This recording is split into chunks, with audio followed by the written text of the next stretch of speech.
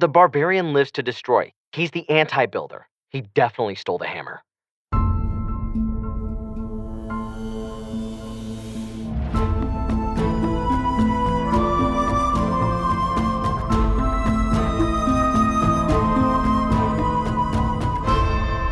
Welcome back to Hammerless, a true crime podcast in a fantasy world.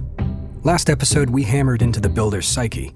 Now, thanks to our audience, our attention has turned to the Barbarian, a character who lives by the sword and falls by the sword, and the arrow, and the bomb.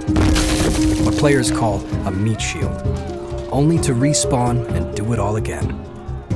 He's the anti-builder, the destroyer of upgrades. Hollywood would call him a mirror character, the reverse reflection of the builder. While the builder lives to build, the Barbarian lives to destroy. A pattern that started at an early age, way back at Dark Ages Academy. We spoke with a classmate. Oh, I remember him. The Barbarian. He was this cool kid. He had a horseshoe mustache at like 10 years old. He never wore a shirt. Somehow he pulled off sandals all year round. And the builder was a nerd. He stayed late at shop class. He reminded the teacher, assign the homework. Yeah, he was a real brown-noser. So while the builder may have built the arena, the Barbarian was the star gladiator who brought the house down. That the builder then rebuilt. Was this all just a case of Barbarian builder bullying? Or a brutally baffling betrayal? Who better to help us answer that than the Barbarian, who agreed to his first ever interview? Right after this. Do you suffer from sleepy mornings, typhus, or bubonic plague?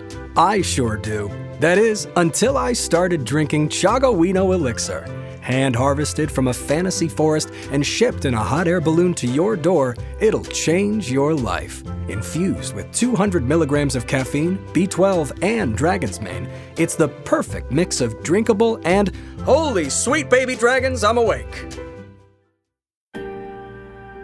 And we're back. Okay, folks, buckle in and sheath your sword. This is the first ever sit-down interview with the Barbarian. Welcome, Barbarian. So tell us, why after so long have you decided to finally speak out? I see. So you came here to clear your name. Okay. Tell us, how do we know you didn't steal the builder's hammer? The builder's hammer. It's missing. Wait, you don't even know who the builder is? You grew up with him. He's the one rebuilding everything you destroy.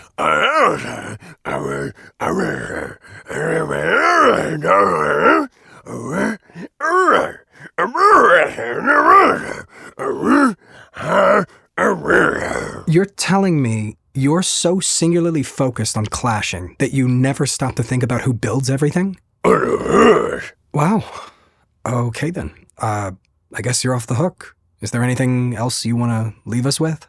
Aha! Yes, that's a nice sword. Okay.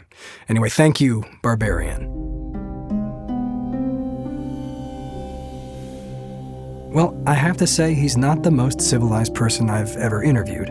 But he's certainly too focused on clashing and that sword to even think about pulling off a heist of this caliber.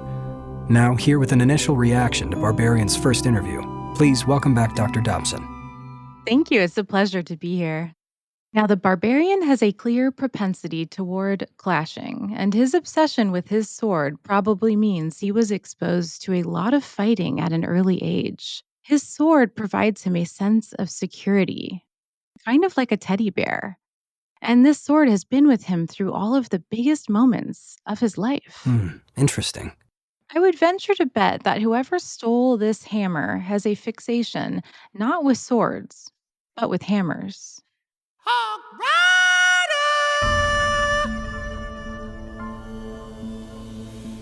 What about someone else who loves hammers? I bet Hog Rider was jealous of the Hammer Jam hammer and took it. Tune in next time as we roast this Hog Rider and crack this whole case wide open. On Hammerless, a true crime podcast in a fantasy world.